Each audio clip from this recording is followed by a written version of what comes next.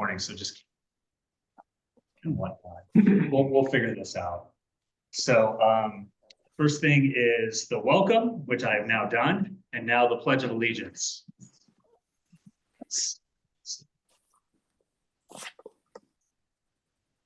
Get sad if you're. Yeah, there you go. I pledge allegiance to the flag of the United States of America and to the republic for which it stands, one nation under God, liberty and justice. So, I forgot.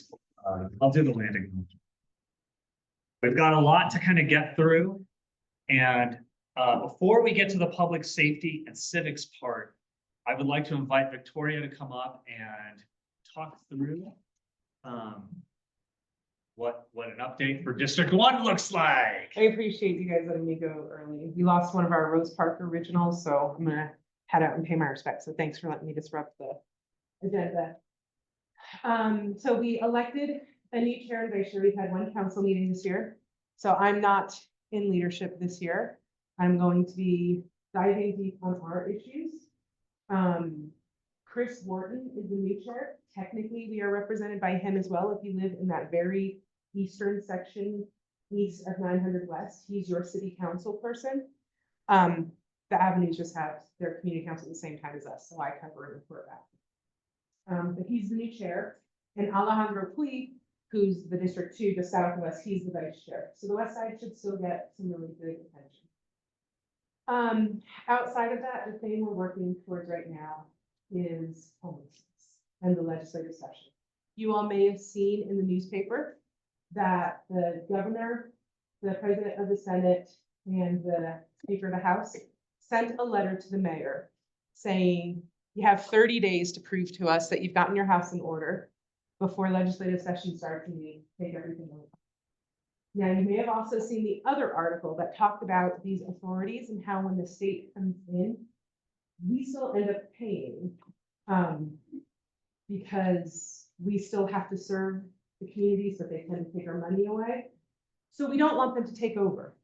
However, you all have heard my soapbox about this. There are statutes that say how homelessness should be handled, and the city doesn't have the capacity or the actual departments to handle it completely. So what we are planning, I will tell you this, I'm pleased with the questions that the mayor and the chief of staff asked me and the feedback they took from me.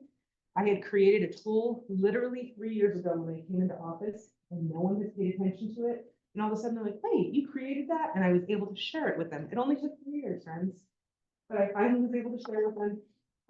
I'm optimistic. I have not seen the final product. However, I have asked for there to be an addendum that if the state doesn't accept this, what I'd like our police to do is ask every person who they encounter on the trail where they went to high school, where their nearest relative is living, or where their last permanent residence was, and drive that person to that city's police precinct and say, I think you've misplaced something. I'm really tired of us always shouldering a burden if they're not going to come in. They are looking for a place. I don't like that. It's not a good humanitarian response. I think people deserve dignity. But if they're not going to help us, I'm tired of us being handling the burden. They are looking for the place where there is 1,200 beds. The sprung structures kind of campus, a low barrier area. Friends, please prepare yourself. It's going to go somewhere on the west side. I know it like I know my own name, even though I haven't seen any site proposals. My conditions that I'm putting on this, because fighting the location is not, I'll fight it if I need to. I don't predict I'll be successful if I do. My condition is if you send it to us, the first thing is it has to have a good strategy attached to it. Operation Rio Grande happened, and that's the first bike I had stolen from my garage. We've been living under siege since the last poorly conceived strategy. And it has to have the right resources attached to it. It costs money, and it should come from the Health and Human Services budget. The last thing I'm asking them, and statistically it's shown that the areas around, from what I hear, it's all out in the industrial area. I haven't seen exact addresses, but so far they're talking about places west of the airport from what I know. So it shouldn't affect your houses. But statistics show that the area around these sorts of these sorts of programs actually get better. The people who are in there want to protect their sanity, and they kind of won't invite people around. Plus, you end up having greater attention from other things. So I'm asking that we experience an enhancement, much like the Rio Grande district has gotten extra police people to make sure it doesn't start happening. If we have to take this, our district deserves extra attention. I may have to call on you because, like I told you, the legislature sometimes forgets that we're Utahns. They think Salt Lake City is a different species and that somehow we can have different sets of rules apply to us. If you can, whatever your skill set is, if it's writing postcards, if it's making cookies, if it is knitting blankets, if it is talking and telling stories about your grandkids, whatever your skill is, we're going to employ it to advocate for our neighborhood if you will let us. But this year is going to be an all hands on deck performance. If we are passive, they're going to be yelling at me for another year. And I'm going to empathize because my kids can't use that river trail. And I'm going to hate the situation with you too. But I will have hands that are padded, and we will not have the ability. ARPA funds are gone. We do not have the ability to continue to absorb the shock. So please be prepared. It's an all hands on deck for the legislative session of this. Outside of that, I'm very proud to announce that the court says they have 2 locations that they're looking at for truck parking to start getting them off the streets. I'm praying land deals seem to take forever at the state, but I'm praying that these come through. And we have a partner that's looking at electric podium plugins so that they don't have to idle while they are resting and can still have climate control, which will be good for our air quality. I'm not sure exactly what truck parking for what. So you know how the cabs have to park Semi somewhere? trucks. Yeah, the semi trucks. Typically they're parking like at Love's truck stop, but we've had a huge increase. So now they're over in the roads around Love's, they're at the fairgrounds all the time, they're up and down Redwood Road. There's All, one right over here just south of 1000 North. Thank you. So are you ready? Covered for over 48 hours. so the problem with this is, number one, it's an environmental thing when they idle for climate control, and people should have climate control when they're resting. I'm not saying they shouldn't, but when it idles, the PM 2.5 goes. But also, I don't know if that trucker is a safe person resting, or if it's someone who could be dangerous if my kids are playing together. So it's a safety and an environmental issue. And I've been bringing it up repeatedly. It is getting traction. We are moving. So that's one action. Outside of that, I'm happy to respond to anything else you want. It's going to be another incredibly busy year at the city. I anticipate through the next decade, it's going to be huge. The pace is going to stay really brisk. So if you have anything, I'm happy to talk. I want to know why we don't let the state deal with it. With what? Homeless stuff. They say they want to do it. Let them do it. They made this mess. They can't do it any better than what the city's done. So they actually don't have consensus within themselves. The more rural and suburban places think this is a Salt Lake City problem. So every time we get a little consensus and someone says, let's do something, the other ones say, well, if Salt Lake City would just enforce their camping ordinances, go. Never mind the fact that we can prove to you with statistics that our cops are enforcing. Yeah, There are multiple, that's on me. there's no system that enforces this. No, So it really is a problem with how they view us, how they view the problem. There's a lot of moralizing, like, oh, 2 those people minutes. don't, thank you.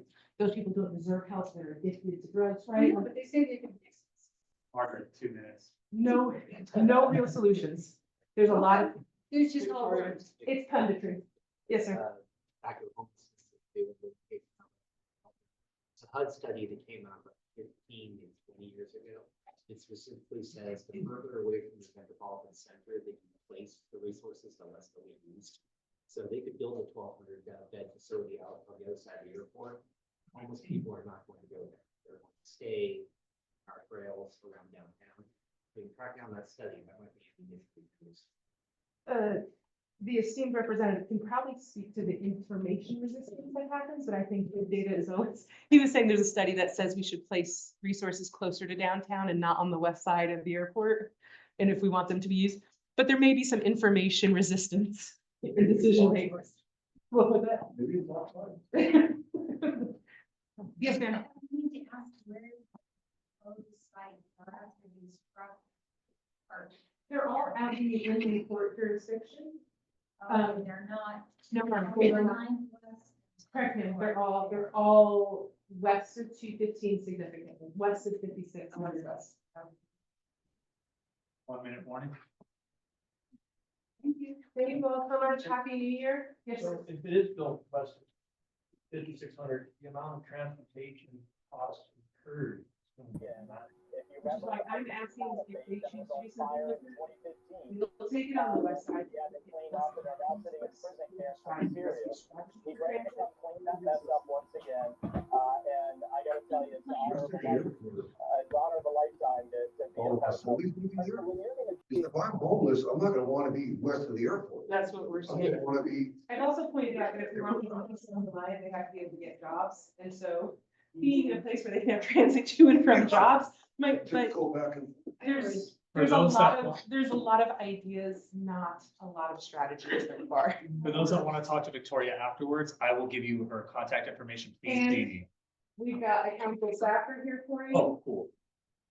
Do you have my card? You have my number? You also have it. Thank you all. I'm I'll make sorry sure to get you forget. guys in touch. Thank you. Thank you all so much. Thank you, Victoria. All right, fire department, where are you? Looks like we saved some time. Okay. Detective Oliver. I'm gonna go really fast because I think a lot of questions will go to Commander Clough. So any questions or concerns that you're seeing right now? That's great delegation. He'll get me back. So I've noticed drug dealers at Cottonwood Park last week, more than what we discussed over the phone a while back. Also, it seems as if the majority of the homeless vagrant drug users, drug dealers had moved into that park more so than before. Correct. And I'm meeting 20, 30 people, like at 5:15 in the evening, you're like, oh, Yeah. evening drug run. No, we're seeing the Cottonwood Park, and Constitution Park and the dog park increase. So I can't even use it. We're putting a lot more resources into that right now. You'll see hopefully some cameras and stuff go up into that area. Cameras don't work because we did the camera at the 7-Eleven and A&W. There's still people doing their things there. too. That's pretty new. That camera is pretty new, so we haven't had a real chance to use that camera yet, but yeah, that is a new camera there. I'm hoping we can see a little bit of a difference with the market camera in the Cottonwood Park area. So technically then, if that does work there, it sounds like it's starting to push people north there. And so then, once again,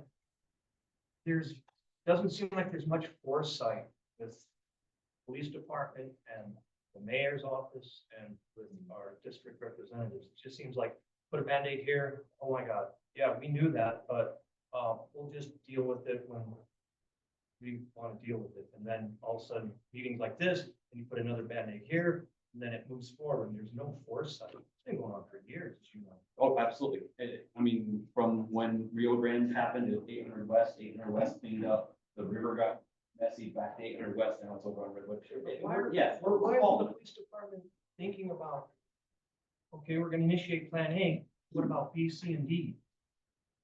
It doesn't happen. Well, with the resources we have, there are things going on. So, we can talk about those specifically, and if you have a specific question, you can have Commander Clough kind of talk about that, but we have resources, we're just limited, and we're trying to push them through as best we can. So arrests are happening, we were up, over 8,000 arrests last year. So we're up 30% in the year before. Yeah, but once again, then it goes to the courts, like you said over the phone, the judges dismiss the charges. So 3 minutes. But they've done their bit. Yeah, I Then it mean, goes to the jailers. the jail part, that's above and beyond, and I think we have some answers maybe, or some things that we can do with the jail that the state is gonna have to help out with too. I get it. We talked about that. It's frustrating. Frustrating. We'll be diving deeper into that with his 15 minutes, Deeper. but Detective Oliver should be giving some. Yeah, so here's really simple. We had a really quiet month in December. There were 2 DV assaults, and that was the only violent crimes in Rose Park. So that was fantastic. Other than that, we are seeing a huge increase, not huge, a pretty good increase in vehicle theft. We saw 10 compared to the normal of 3 in December. So we are seeing an influx in that, and we're working on trying to mitigate that. So if you see people trying door handles, please call us. We need to get those that are involved, and we're pretty sure it's a group of individuals that we're pretty aware of that are involved in that. So if you're seeing that, please give us a call. 911 would be fantastic. 799-3000. So If it's organized, park that ring, are they targeting specific makes and models? yeah, or- Hyundai's and Kias. Hyundai's and Kias. So if you have a Hyundai and Kia, just keep your eye out. And it looks like, juveniles, it's a group of juveniles. 4 we've identified so far under 16 years old. So, Juveniles really like. And you know where your kids are, right? well, Hyundai's and Kias, I guess are easier to get into. There's some big, big thing about that, the arm thing is bad. Yeah, so just be aware if your neighbor has a Honda, a Hyundai or a Kia, just keep an eye out for a neighbor. Don't park it on the street. Yeah, that's all. Oh, wow. Yeah, that's all I have. I mean, those are the numbers for December. There's a huge decrease. So yes. How many speeding tickets have you given down 1000 north? That's a great question. I don't have the stats on speeding tickets. I'm gonna have to reach out to our motor sergeant and see if he can send those to us. You go down at 25 miles an hour for speed limit, you get no. If you go faster than that, you'll lose your suspension with some of those potholes. Right? So, But the other day I was driving down that north, and a semi truck passed me. A semi truck Yeah. between, I had that happen the other day as well. on 10th North. Uh-huh. And we can, remember, you can put a request in for the motors too. I can put it through my side, you can put it through the website for them to come out and do a speed watch. So, That's the best way to go about it. Our motors, they issued over 13,000 citations this last 4 years. But we only send them when we're getting a commissioner from you. So if you're not reaching out to Alvin Oliver, we're not sending an email to them or SLCP motors email. They have been in top places where. SLCP. yeah, you can actually get on the website, slcpd.com too, and there's a speed watch link, and that goes directly to the motor sergeant. Yes. These sites, they have a lot of bumps in the streets, in the small streets, and small. Why on this long street, we don't have a. So that's through the transportation department, and there's some grants for that. I think that has to go through the community, if I'm not mistaken. I think I think we're number 84. Anyone like- Way down. It's coming. Well, I just noticed yesterday or the day before on Cottonwood Park, just south of Cottonwood Park, there's some huge speed bumps. Yeah, but Right we're there. 84. On 10th North? No, I'm not hearing. Okay. So Yes, that's because 2 in the morning right here is, I don't know, it's. great. Yeah. Every morning, I even got really like this. Yeah. So that's something, yeah. Yeah. Any other questions? I'll get out of the way and we'll work out. Thank you. Thank you, Detective Williams. Now, we're gonna get an update from Josh Romeo. No clapping, okay. Good. Thank you, everyone. My name is Josh Lavoie, Community Liaison in the Mayor's Office. Just a few things. I'm not gonna take too much time. As has already been mentioned, talking about homelessness, talking about public safety, the mayor did receive letter from state leaders and is working on a comprehensive report to respond to the state legislative leaders' requests to be done by January 17th, right before this legislative session. So there's going to be a lot more on that coming out when that report is done in response to the legislature's request and the governor's request. So I don't have anything else on that specific piece of news, other than the mayor and her team are working on that with PD and to create a comprehensive picture of what's happening in the city and suggestions and where the city can work with the state in the next legislative session to improve things, to get funding where needed, and to be a partner with the state. So the mayor continues to look forward to that process. And so aside from that, however, how many of you know that the trash pickup days are changing? Everyone should hopefully know that through the mail and through other means of announcement. So if there's any questions about that, please reach out to the Department of Sustainability through Waste and Recycling. And so that, What's the reason? yeah, so there was a stated reason that I was given, and let me actually tell you what that was. February 3rd, for those that want to mark their calendars, is the change. So, yeah, it's an efficiency thing. So what I was told is the collection route situates the pickup days for city areas with the heaviest workload to midweek when more city workforce and resources are available. The alignment maximizes operational efficiency and minimizes service disruptions, allowing city staff to adapt and respond to disruptions due to weather, holidays, and other events during the week. So it's an efficiency thing, basically, and it's hasn't been done since 1987, I was told. That they've It's actually been before. Or Long before. long, it's always been Friday. Yeah, it's been Friday, Wednesday. Yeah, so it's Now gonna you be have a change. community council day. What, so then we are- what I understand of this, is because especially like when Christmas falls in the middle of the week and everybody's days are bumped. If they have, when they come and pick up our garbage stuff on Friday or Saturdays, they have to pay them more than just overtime. And so, getting the biggest area done midweek or the day after doesn't put them into the extreme overtime that they would have on Saturdays. And that too, yeah, but we're also the largest service area. So what about the glass? That change. That's gonna change. So people that have last pickup, they're gonna reach out to those people, let them know for some of them. Yeah. And then on the same subject of trash, and waste collection, the brown bins are not gonna be collected from January 20th through February 28th. And then the week after, the first week of March, they'll start with collecting those again. That happens every year. So just a reminder on that suspension. And then on another note, kind of a smaller thing in comparison to the major issues we're talking about today. But there is a historical markers pilot program from our human rights campaign, our human rights commission and the mayor's office, asking community organizations, businesses, other groups in the city to suggest places throughout the city where a marker can be placed to mark a historical significance or significant for the community throughout the city. So that's open to an organization like the Community Council to make a request if there is neighborhood historians and places that you would like to see marked by a plaque from the city. There is a form for that now available. So there's a flyer out on the table about how to submit a request, and that is due by February 28th for this pilot.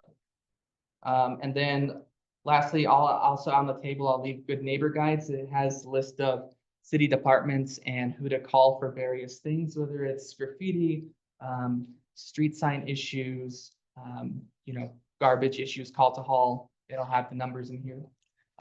So I'll share those in the back. And yeah, if there's any questions, please feel free to reach out to our office and speak to me. And look through the issues and get you connected with the right departments. And that's what we're here for. But yeah, I'm happy to take any questions if there are any. Last meeting, so that I asked you if you could bring the issue with the RVs to the mayor. There's 3 people, myself and 2 other people, brought concern, and I'm just wondering if you did speak with her about that and what she had to say about that.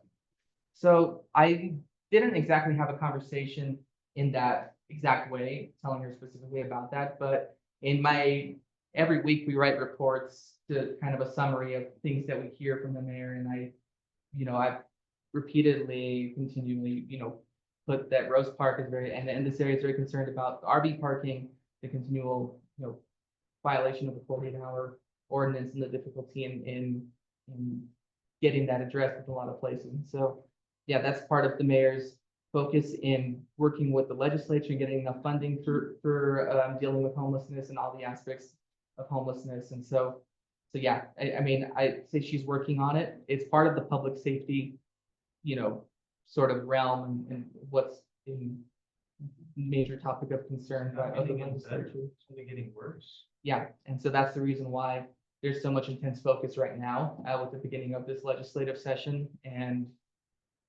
so yeah, I think there's going to be a lot of conversation in the next month in the next couple I months think and the this reason year. why is because the legislator's getting ready to put her feet to the fire. That's why. Yeah, Yes. yeah, and we do have some more, but yeah, but So she didn't respond to what you supposedly were supposed to ask. not in the way that you're asking me. But I'll say on the issue of homelessness, and she recognizes that RVs, people living in vehicles, is a huge aspect of it in the city, and she knows that.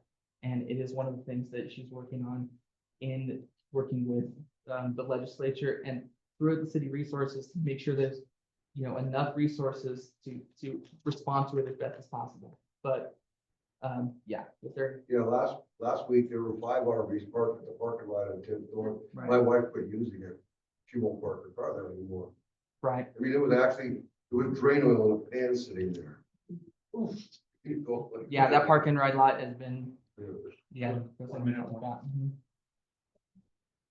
Yes, Josh, I don't know if it's you I should talk to, but, I have been calling in on the homeless people, over here in the pavilion at Riverside Park. And I don't want to be, I mean, they are suffering, they need a place to go.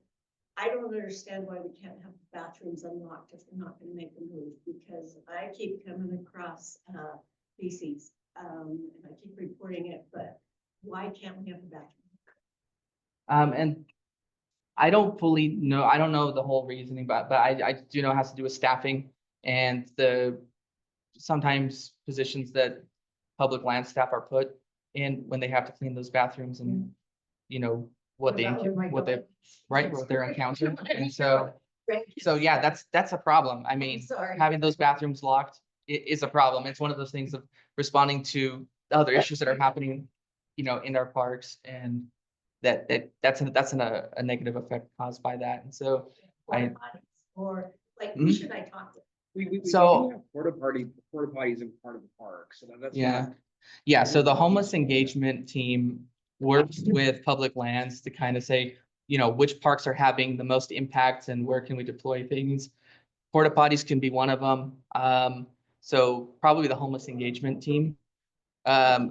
You know, for this community council could maybe suggest a visit from them as well, from the homeless engagement and response team as we start the new year and, you know, kind of learning and collaborating with their team, and so they can also listen to the community, but, As always, okay. always a pleasure, never a chore. Thank you, Josh.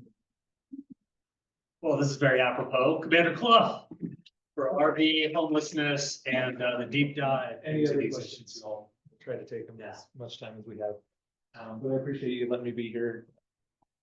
First, I just really quick want to introduce myself. So I'm Commander Andrew Clough. I've been with Salt Lake City Police Department for about 16 and a half years. Born and raised here on 15th West and 10th North. So love the Rose Park area. I'm happy to be back serving you guys again. And I realize that there are issues. We'll try to mitigate them as much as we can. We really need your help to do that, right? The community, you guys know what's going on in your community. Oftentimes our patrol officers are so busy running call to call, they can't really take the time to focus on the public order maintenance issues that you're seeing unless we know about them. So your direction really helps us, like the 10th North issue for speeding. Once we know about it, Eldon Oliver already sent the email to our motors officers. Hopefully they can get someone scheduled to do some enforcement on 10th North for you and help keep it a little bit safer for traffic along the 10th North corridor. We really do appreciate you bringing this information to us, and especially the RV information. We know it's a huge issue. Just to let you know what we've done, and then I'll take any questions and try to hit as much as we can. So for RVs, we've been hitting them consistently for years, and it's been a problem, an increasing problem since about the 2018 era, but it got substantially worse after 2020 when we saw a lot more of our homeless population start to increase within Salt Lake City. And it's starting to spill over into the neighborhoods now. It used to be that it was just out in the industrial areas of the city, maybe along 1700 South a little bit, and then around the parks. Now it's spilling all over the place into the residential neighborhoods, and we get that. We know what's happening. But there again, we really do appreciate when you're calling us to let us know. Because the only way we know how much it's impacting you is if you're reaching out to us and telling us. I know a lot of you have reached out to Eldon Oliver, Detective Oliver, and let him know the issues that you're seeing specifically about the RVs.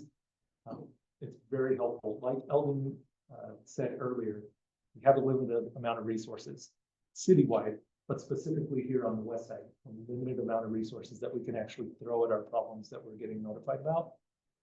So the reality is, we don't necessarily dedicate those resources unless we're hearing from you about where they're needed. Otherwise, we're focusing on high violent crime areas or where our property crimes are starting to increase, like was mentioned with the auto thefts, the vehicle thefts that we're seeing throughout Rose Park. So again, your help is instrumental in helping us do our job effectively. As far as RV, oh yeah, go ahead. Maybe the city needs an RV park for the homeless. Yeah, that is definitely I something. don't know, we just can a thought, I mean, And I think it's been talked about in conjunction with this campus model that they're discussing for a building. They've also talked about maybe having a place for RVs. I don't know how much traction that has gotten with the city, but I know that there have been recommendations for that as well.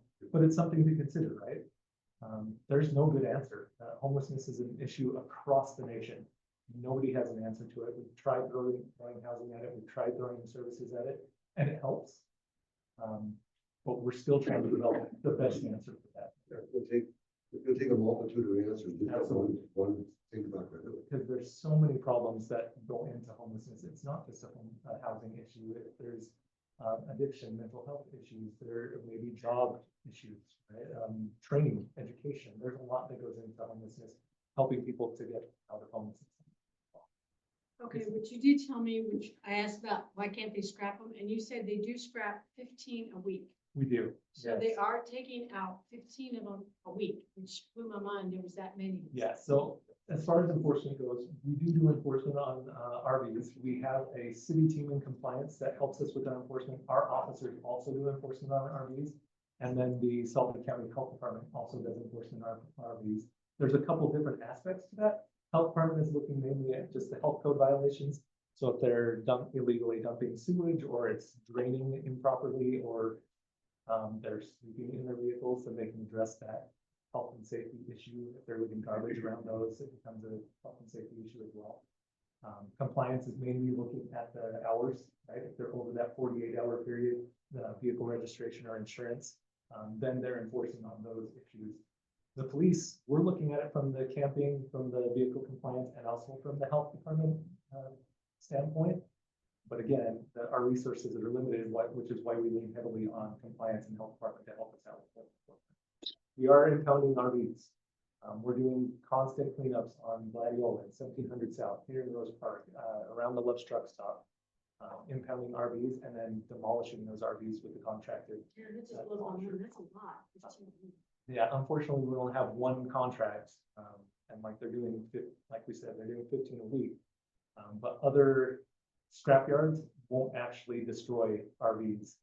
There's a lot of federal regulation that goes into the destruction of RVs. There's freon, refrigerant, coolant. There's gray waste and black waste that they have to deal with, so they won't get the certification to demolish those for us, unfortunately. And there's not a lot of available space in lots. So just towing them doesn't really fix it. We need to increase this demolition as often as we can for those RVs that are being used for other purposes. I'll try to make this quick, but I spoke last week or last one, if you guys remember. And I have one thing to read here before I start. I'm gonna do this in about 30 seconds, okay? But the definition of insanity is doing the same thing over and over again and expecting a different result. With that being said, my pet peeve, as a few of these others, are the 10th North. Okay, on 10th North in 9th West, it's been the same 3 to 4 RVs for I'm going to say 4, 5, 6 months. That's not 48 hours. Okay, so we are kicking the can. We're doing the same thing. Detective Oliver has heard my bitching, sorry, but he's heard my griping for the last 2 years. What I'm suggesting is let's do something different. Okay. Down on 17th South, they have put up signs that are telling them that they cannot park overnight. So, you know, let's move it from 11 to 5 o'clock, put up some signs and then enforce it. If they can't stay there overnight, what they're gonna do is they're gonna move out onto the street in front of the apartments for 2 days and then be back. But that comes back to enforcement. But let's put up some signs. Let's do something different instead of doing the same thing over and over again. Absolutely. And that's what I'm trying to say. You and I are on the same wavelength. So Thank you. many of you know the Learned and Neuter Street, the issues that we've had there with camping. Yeah, it's starting to get worse now because So I helped with that, trust me. no, yeah, it was horrendous. It The was. last couple months. Have you been down there today? Yeah, The last it's couple clear. I spoke with Jordan Smith 2 days ago. about it. Fantastic. Jordan and I have worked hand in hand with Transportation Division. It's now not just no parking for Sunrise, now it's no parking at all. I'm And they're saying enforcing knock it off the daily. parking in that parking lot from Yeah. 11 at night or 12 o'clock, whatever they decide. But from 11 to 5 in the morning, this gentleman's wife cannot park there to go to work. Bottom line, she's not safe. So let's knock off the overnighters totally. Yeah. And you know what? We have a 48-hour thing there. Let's vamoose that. Let's take the next step, is what I'm trying to say. I like it. Let's do some Definitely signs. something we can look at there. We've done it over on 17 South, and I'm sure And it's enforcement. failed. Right. It definitely takes the enforcement aspect as So well. then it goes to Compliance is enforcement, important. I understand we have, let's go step 1, now let's go to step 2, and there's some smart people in this room, let's start using some different ideas. Totally agree. Thank you. Oh, go ahead. Sorry. You're talking, your rhetoric is great. Nonetheless, I've heard it over and over, and spewed, ad nauseum. Like this gentleman said, and I've said this in the past, we need to start enforcing. For instance, Gladiola, over a month ago, there was a shooting, suddenly, you clear it out, right? And less than a month, it's worse than it was a month ago, 2 months ago. And so once again, it's apparently no one wants to have foresight and say, hey, this is happening. What if this happens? We need to have 5 or 6 more steps put in place. And unfortunately, I don't think it's being done. It's just kicking down the road again. And it all comes down to enforcement. And So And resources and I will say money this. and Resources are always going to be. My taxes are going up, Just just so as you know. yours are. But as far as the enforcement goes, we enforce. Like Eldon Oliver said, we made over 8,000 arrests last year. That's 26% more than any other agency in Salt Lake County. I disagree with that. But- Here's why. So There was a RV that actually has its tow strap and hitch to its front bumper. Was there up Harris and Redwood prior to Christmas? There was a shooting in that area. There were 3 police cars right in front of it, and 2 days later, it was still there. So you're saying you're enforcing? it's gone. It's gone. Yeah, I understand it's gone, but you're missing my. Yeah, no, I get it. I hear what you're saying.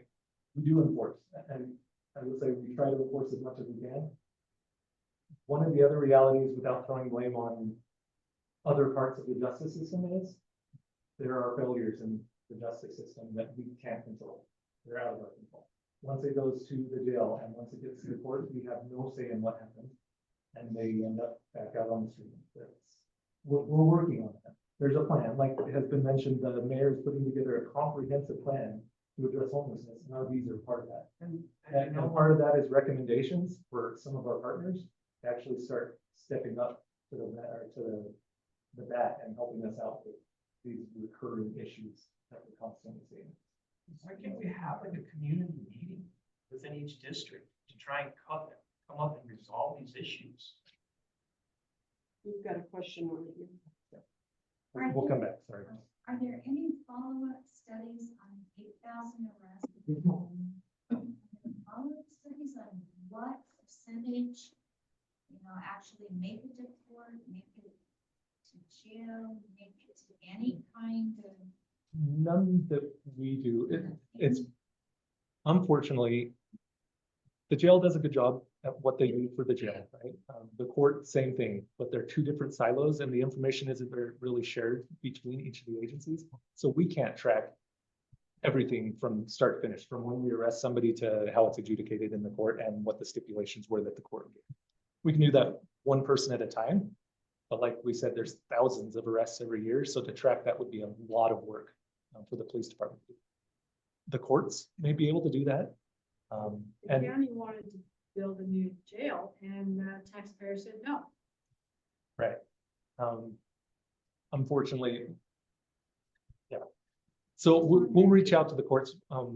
The chief actually put together a community meeting of sorts with several different agencies. They're all at the table every Wednesday just to discuss homeless mitigation and coordination. APP is there, so Adult Probation and Parole, Utah Highway Patrol, Department of Public Safety with the state.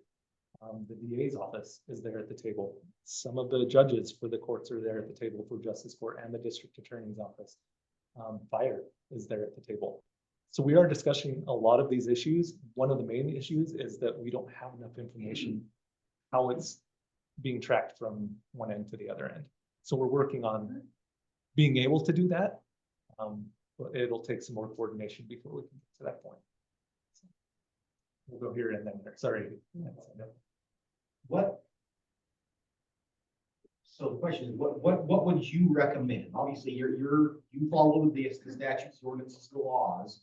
What would you recommend be changed so that the police, so the compliance officers, and anyone else actually have the ability to make a meaningful impact? Because you are enforcing what's on the books now. Does it just need to be not a 48-hour parking hours, but 0 RV parking on any city street? You know, all RV has to be parked on private property. I can think of one person through the neighborhood who keeps their RV on the street. And it's kind of an eyesore. It's a monstrosity. It's a nice rig, but it takes up half the city block. You know, most people who own, they're parking it on an RV pad. Do we need to talk to Victoria and say, hey, we want to push an ordinance that says no parking on any vehicle over X pounds or on anything that's classified as an RV, so that both the semi truck and the RV problem can be addressed. And there's actual laws on the book, ordinances on the book that give the police and compliance and anyone else the ability to make meaningful impact. Absolutely, that's not a bad suggestion. I don't know if it's been discussed before. There are other cities that do that though. So West Valley, a lot of the county will not allowing RVs on the street. You can be on it for 2 hours to load and unload, but after that, if the RVs on the street, it's in. It's the size, it's size based, right? That's exactly, we're seeing a lot more solid. So yeah, an ordinance like that would be very beneficial, and Victoria can definitely help you out with that. Oh, thank you. Yes, sir. An idea. If you're gonna put up signs saying no RV parking, on the same sign, why not put an address where they can park? And that's the thing, is we need locations for them to park. Right now, there is no place to tell them other than you can't park here in the city. Unless you're under that 40-hour rule, which is why they just keep moving around when we move them. And the KOA will not take any of these RVs. They have to be registered, they have to be licensed, they have to be drivable, they have to be livable. I've been in most of these, and no one will take these RVs to this facility property. Well, they're all illegal. Everyone that we can find that is. We need to register. Walmart used to let people park on the block. What's that? Didn't Walmart used to let people park on the block? It depends on the Walmart. I don't think. I don't think they do ours does anymore, but they typically. used to. And once it gets into that private property realm, that's kind of Oh, up I to know, them. no, but then it shifts everybody.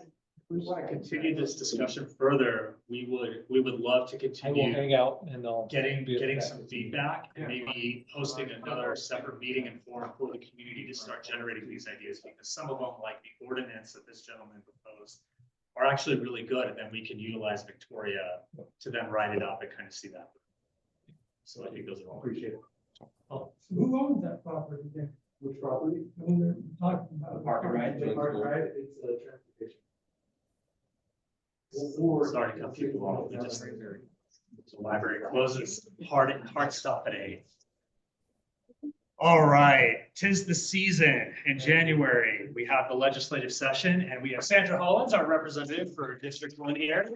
Yes, thank you, Sandra. Thank you. And she's gonna talk about legislative priorities, or at least things that she would like to kind of see and kind of help us through navigating what is gonna be coming through with the legislature as best as she can. Yes. Knowing that it hasn't started yet. Knowing that it hasn't started yet. Good evening. Yes. Good evening. So I wanted to say I appreciate the city. They did reach out to me and asked me, did a survey with me and asked me questions about what I was seeing happening in the city. Of course, I spoke majority about what is happening on the west side. And a lot of your concerns and what I'm hearing from constituents, and gave them what I thought was happening and what I thought was going on. I did say that at the state level, there was some responsibility in all of this, where we needed to step up more to the plate to deal with homeless issues, statewide, not just in Salt Lake City. Because I believe if someone becomes homeless in Southern Utah, we need to figure out a way to make sure they're receiving those resources in Southern Utah and not have to come all the way up to Salt Lake City to receive resources. And I also expressed concerns about people who are severely mentally ill and living on the streets. You know, at one time in this country, we went all the way to one end and we were anybody that we suspect was mentally ill, we were institutionalized them. And now the pendulum has swung and we're like, well, we want to protect your rights. And so it's like, where do we find that sweet spot, knowing that if someone is severely mentally ill, they can't make those decisions about themselves? And where do we as a society step in to get them help, or to get them committed long-term to deal with their mental health? And so that's where I express concerns at, is how do we get these individuals who are addicted and mentally ill, long-term help, where we are getting them off the streets? And of course, that's going to require state funding. So I appreciate the city reaching out to me, asking me for my opinion on it. Session starts January the 21st. As always, please come up to the Capitol. Please come up to the Capitol. You're always invited to be there at the Capitol. If you come up there and I'm on the House floor, you see the green coats. Fill out one of those forms and have them give it to me. And please let me know, say I'm your constituent. And I always come out making my business, whether I'm in a committee meeting or whether I'm on the floor, to come out and speak with my constituents. I may not speak to all lobbyists, but I will come out, stop wherever I'm doing and speak to you and listen to your concerns about what is going on. If there's bills that's going through, please feel free to text me your opinion about what is happening. I have had people who have texted me in real time on the House floor and say, So why? and I look at her because she's done this before, text me on the House floor and say, Rep, could you ask this question? Or Rep, I don't like this bill, please vote no on it. We don't like this bill. Please feel free to do that. This upcoming session, some things I'm working on. This past fall, my daughter got sick. My daughter is my next door neighbor. She got sick in the middle of the night. And so I had to take her on the east side to a hospital because she was having difficulty breathing. And so I started thinking, why is it that I have to leave out of my community to go get emergency care? And so I started digging around and trying to find out, okay, what is the solution? And so I found that there are freestanding emergency rooms in some communities. And so I started asking questions and who would I talk to? And after, so doing some digging, I found out that Common Spirit would be the one that I would need to talk to. So I reached out to them, and Common Spirit is the one that's in charge right now of, they're in charge of the Old Salt Lake Regional Hospital. Holy Cross, yes, Holy Cross. And so we've been having conversation because I told them my desire is I would love to see a freestanding emergency room on the west side where folks can go come in, and maybe if their emergency gets stabilized, why they're being transferred to a hospital. We're having that conversation. There is going to be a bill upcoming this session where someone is going to be running a bill around regulations around freestanding emergency rooms. I don't know what that's going to look like. I'm still looking at it, but I'm hoping that it's going to be something that I can support, that is able to bring that free standing emergency room. So just so you know, that's what I'm working on. That's one of the things that that I am pushing for at the Capitol this year at the for the west side.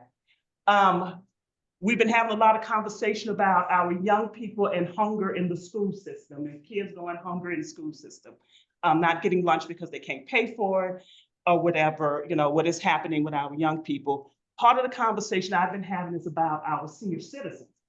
I was surprised to find out that Utah is high on the list with malnutrition among our senior citizens. And so I've been working with Utah Against Hunger, trying to look at what legislation we can do to assure that this is not happening. I know that there was a lot of conversation around Meals on Wheels, which is a great program. I volunteer, I give it one of my lunch hours once a month to deliver Meals on Wheels. And there was a lot of funding issues. So I know the governor has some funding for Meals on Wheels. I was surprised to find out that a lot of our senior citizens only receive like $28 a month in food stamps for TANF, which we know these days they buy a carton of egg, maybe a loaf of bread and some milk, and that's it. And so part of what I'm looking at is how do we increase that funding for those 65 and older? So they are able to go into the store and we are able to deal with the nutrition issue and the hunger issue among our senior citizens. How much a month did you say? It's about $28 a month. Our seniors, a lot of our seniors are getting who qualify. So I'm looking at how do we increase that for them, for our seniors. I had a constituent reach out to me concerned about, he donates blood and said that he was a little upset because he found out when he donates blood that he has to pay taxes on it. And according to him, he feels that it discourages people from donating blood, because if you're donating blood, if I'm giving my blood, and we always have a blood shortage, especially when there's some emergencies going on, why should we do this? So he called me last week, and so I told him I'll look into it. I haven't come up with a solution for it yet, but I did have somebody express concerns about that. Difference between plasma and blood. Huh? You don't get paid for blood at all. Plasma, I'm sorry, So, plasma. thank you. Yeah, I'm sorry, plasma. I was gonna say, okay. Sorry. Let's see, The hospital's charge, whoever gets it, right? They're collecting their money on the other end. yes. Yeah, so this isn't actually blood that's being donated. This is the people who sell their plasma. Yes, yeah, these are people who sell it. Yes, yes. Sorry. This upcoming year, we're gonna see a lot around immigration. There was a package that was revealed about some of the things that they're going to be doing around immigration. I'm sure that that wasn't the whole list of things that we're going to see. I'm sure we're gonna see a lot of message bills this year, again, around immigration this year. So we're kind of embracing for that because we know that's gonna have a major impact on us and our kids in the school system and everything. And so we're just kind of waiting to see what that is going to look like. So with that being said, those are some of the things that I am working on for the West Side, and I'm trying to pull through. I apologize, I don't have the latest information on the stadium. Representative Wilcox, the one who is running, who ran the bill around the stadium, him and I have a meeting actually next week where we're going to get together so I can be brought up to what he's working on. He suspects that there's probably going to be more bills around the stadium this upcoming year. And so he is working on that. So I'll keep you updated as that go and let you know what bills are coming down the pipeline as far as the stadium is concerned. Yeah. Next month, we're going to have Dan Strong. Okay, good. He's going to come in and speak. So Great. we'll have some updates on that. Great, yeah. Representative Wilcox indicated that he has been in contact with Dan around what's happening in the. So with that, any questions or any concerns or anything that you feel that I should be pushing or supporting this? Park building and protein building. It's gonna be hectic this year. I mean, It's going to obviously, be- but this year I think it's gonna be all the message bills for the LGBT and all the schools and it's gonna be nuts. Meals on Wheels, Sandra. Meals on Wheels, yeah. Roller skates. Yeah. Yeah. Yeah, yes.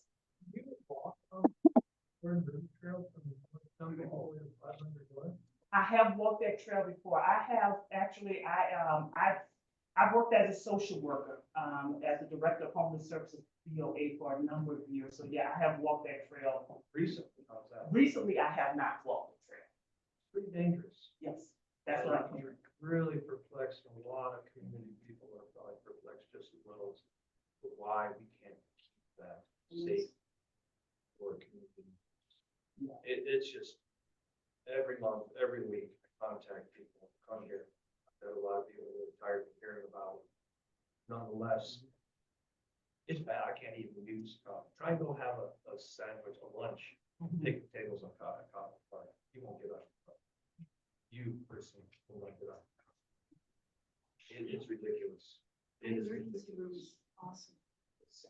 Yes. When Angela Romero was saying a few months ago about how they would really like us to get people up there at committee hearings. Yes. To give feedback on these things, to give our perspective. Mhm. Can we organize something where there's a lot more coordination when you guys have one of these topics or one of these bills coming up that will give us some advance warning so we can organize and kind of get people from Rose Park or from West Side Coalition to come up and speak to the issue with homelessness or public safety.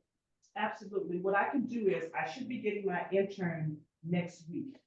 And what I can do is, I will have her reach out to the West Side Coalition, kind of flag any of the bills that I think may be of interest and send them to you all. And you can, if you all can just send them out and That'd be great. So If you'll you- know. if you guys will let us know when you need people specifically on a bill or a topic. Mhm. With advance warning, we can get to it there. Thank you. Okay.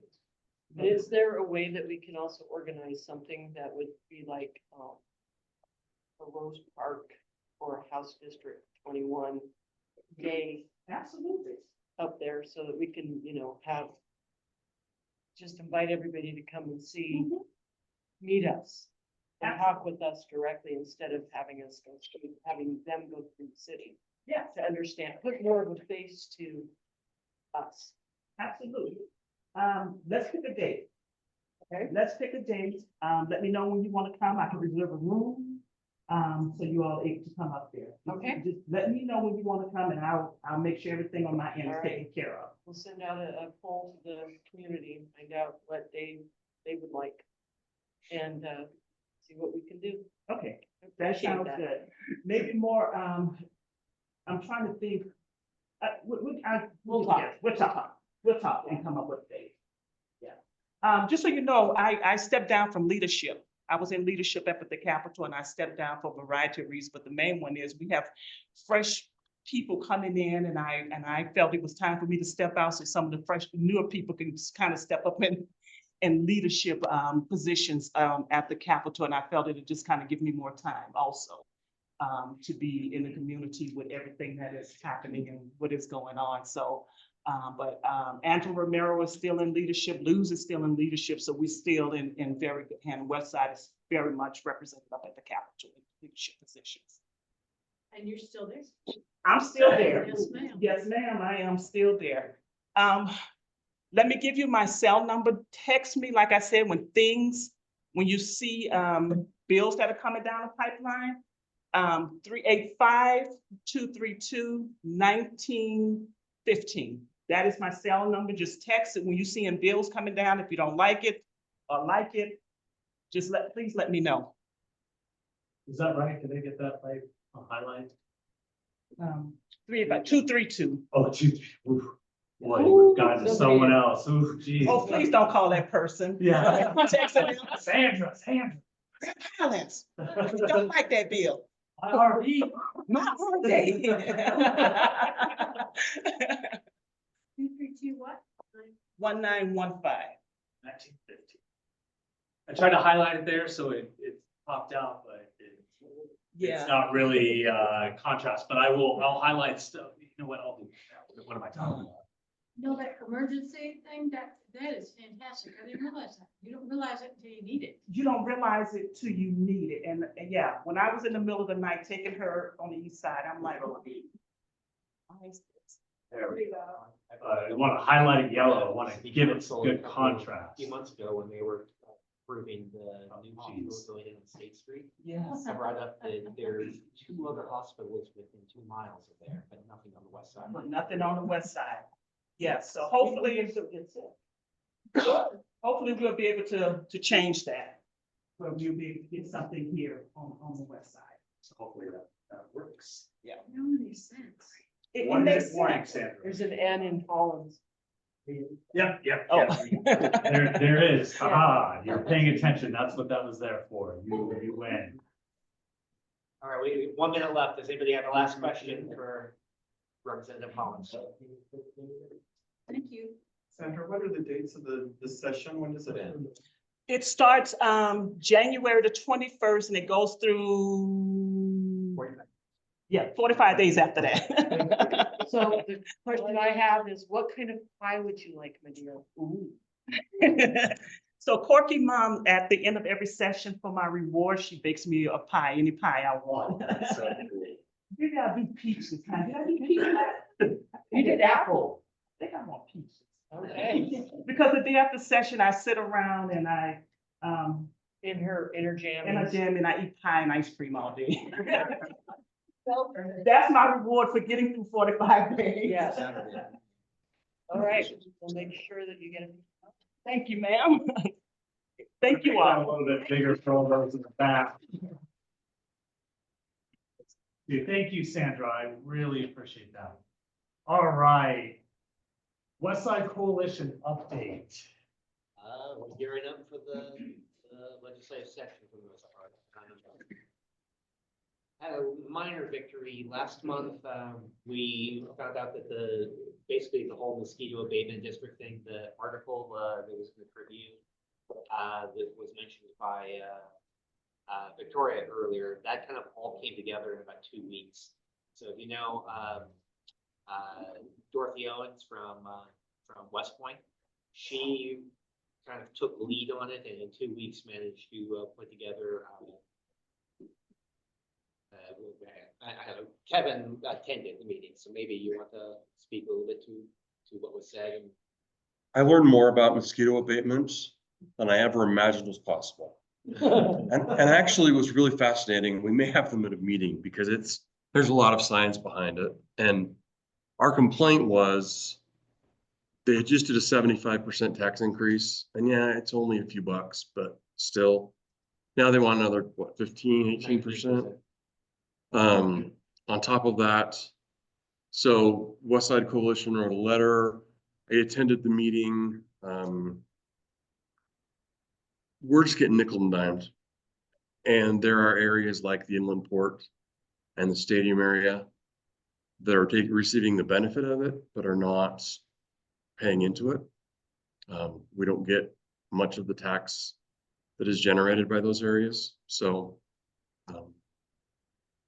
Jose Davila IV with the Tribune wrote a pretty good article about it, and they passed the tax, which was unfortunate, but I think it got it out there for people, so now they can pay attention to it and know there's a mosquito abatement district that taxes them on their property tax every year. They didn't have to get permission, they just had to sense it. It's the special tax districts that keep popping up all over the place. It's a legislature you go to way of getting I around. mean, they presented to the council, and they said, we just have to be here and tell you. And the council said, we have a choice in this. The legislature's new way of getting around municipal rule or ordinances and codes. They create a new special tax district and give it their own governing authority. Yeah. So they import the abatement districts, the various fair park thing, whatever, Major League Baseball thing. So basically what's happening is that it's pulling all of the tax revenue that would be generated from that way, but it's still requiring us taxpayers to have to pay for all the infrastructure, the policing, the water, the roads. So anyway, it's brought the tax passed, but it's brought attention to it now to where we're starting to really make it clear that we realize that we're paying for this, but we're not getting any revenue from it. So anyway, a pyrrhic victory maybe, or a small victory, but that was kind of our big sense of scramble before they had their public meeting. I don't want to take up too much more time. We're going to be having, we're going to be focused on the legislative session. We're trying to get people who are more than willing to come and speak on behalf of the West Side at committee hearings during the legislative session, specifically on homelessness and public safety issues. So, any questions? Next month, we're going to have a spotlight on the West Side Coalition. I'm going to get people from the leadership team to come and kind of just talk about what they're doing on our behalf. So, because the West Side Coalition is a cooperative between the 6 West Side community councils. So we're 1/6 of it. So probably kind of what's being done, you know, on our behalf and in our name. So that'll be next month's meeting.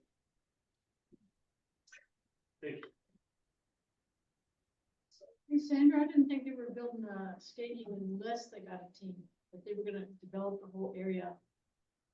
And then they got a team and then they would do the stadium. Is that correct? I think so. I think Okay, so. They would Because start at the fair park and do the river. Yeah. And then, that, I believe that was, if my memory serves me correct, that's what I understand, but they were still committed to developing the area, whether we got the baseball team or not. They still committed to it. Yes. So we have a little bit of extra time, and I think if people are willing to stay, we could show you how to track bills through the legislature, since we have a computer that actually works and it can present up here. And you can start to kind of be a little bit more engaged if you don't know how to do that. That would be helpful. May not be helpful. Nick, if you don't mind, do you want to go ahead and kind of show and then? Sure. So do this. So that way you can be prepared for January 21st. Let's see. Independence Day. You can also, oh boy. Yeah, you can move that computer around. Okay, so this works on your mobile device as well. So the website is le.utah.gov.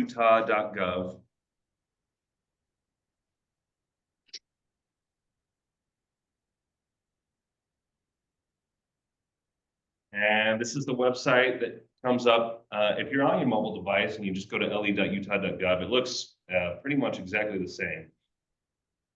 And so the first thing you want to do is you want to go to this, because you can only track bills if you have an account. It's a free account. It takes hardly any time whatsoever. You hit login, you just go to create new account. It'll ask for your email. It'll ask for a password.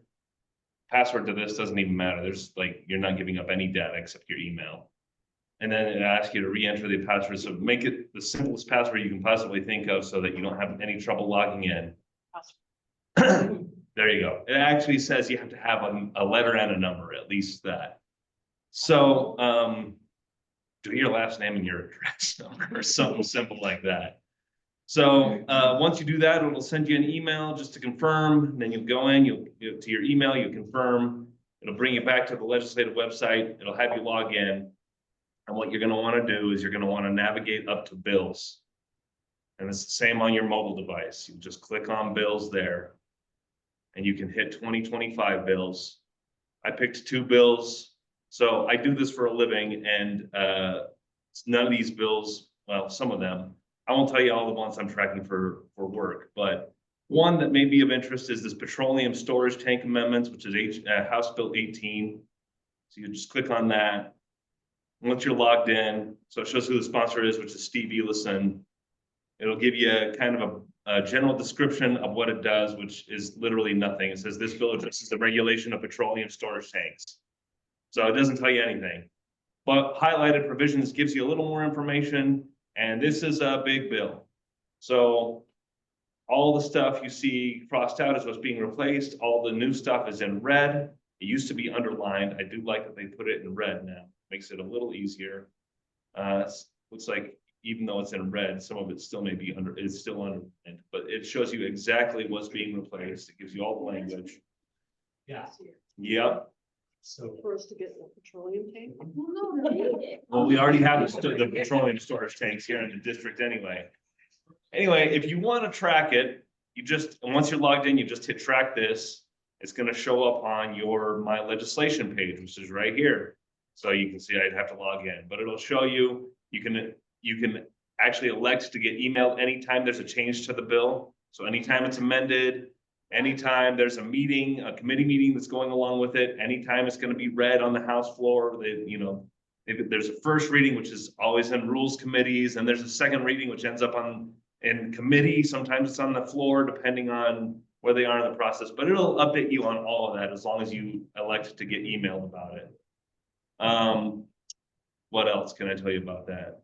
Show them committees. Oh, yeah.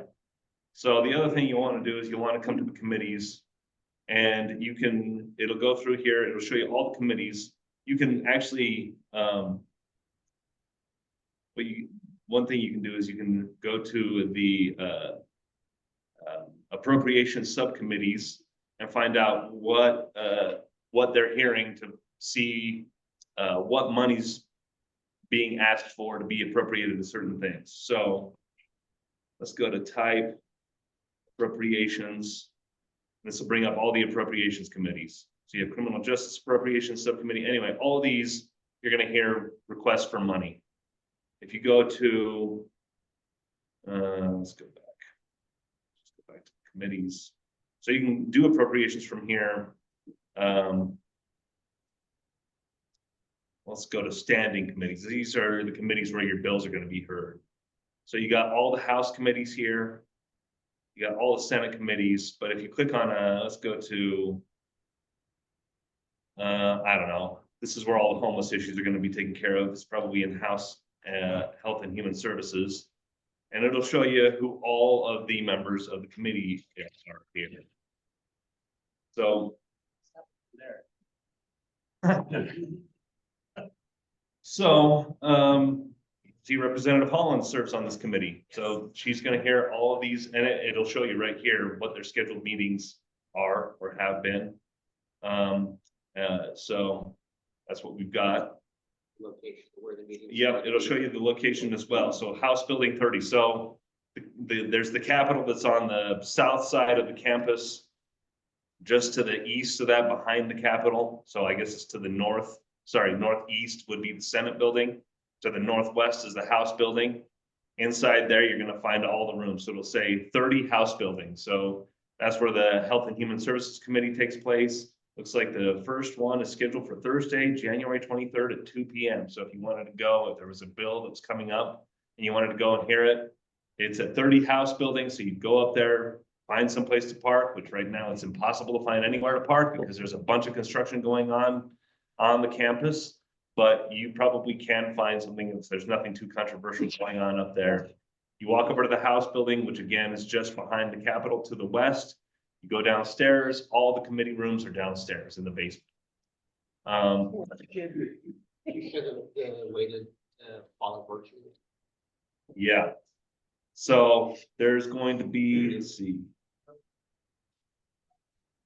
Let's go to, let's get this notice. So you don't have to attend in person. Follow it virtually.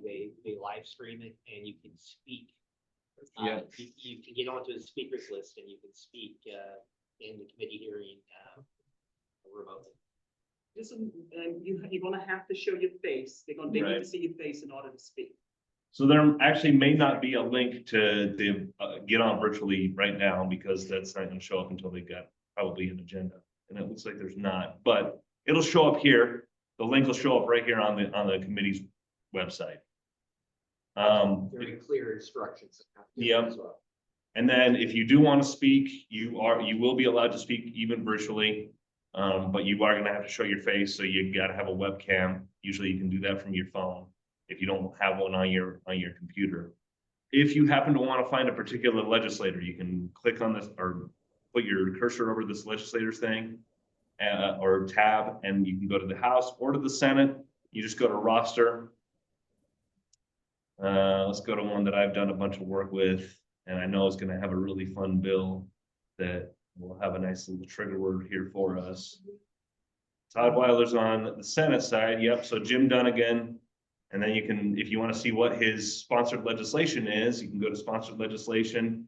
And here's the best one right here, HB 59, fireworks modifications, the big F word here in Rose Park. So you can go through and see what's going on with that. If you want to go to legislators and Senate, go to roster. Todd Weiler, who is Senate District 8, he lives in Davis County, and most of his district is found in Davis County, but we're represented by Todd. Yep, we're represented by Todd Weiler, I believe.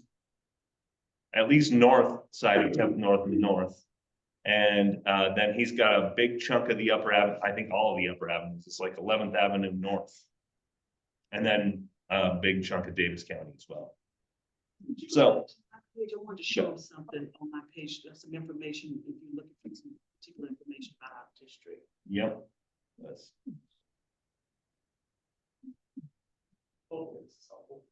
And March 7th is the last day for the legislature, just, yeah, I think counts 45. So here's Sandra, here's Representative Holland's So if you page. Scroll down, you should see, it should, district demographic, and you see that, go down a little bit. And you click on that, additional, and there's a lot of information about this district, income information, who lives here, education, all of that information could be found here about our district. Yeah, This is great information. yeah, it's really good information. Our names. Our whole profile.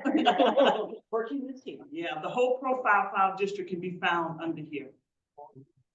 So tracking bills should really not be much of an issue. Like I say, once you have an account and you hit track this, it'll track any bill you want. You can get email updates on every single one of them for whatever. So I can be done unless anybody has any questions. No, thank you very much. 'Cause Sure. I guess actually the old fashioned way. Yeah. If you have any other questions, I'm happy to help in the back after the fact here too. It seems like a lot of information, but once you start using it, it's really easy. It's very simple. It's not hard at all. Good work. And that concludes today's session. So thank you, guys. We Yeah, appreciate you excellent. guys being here.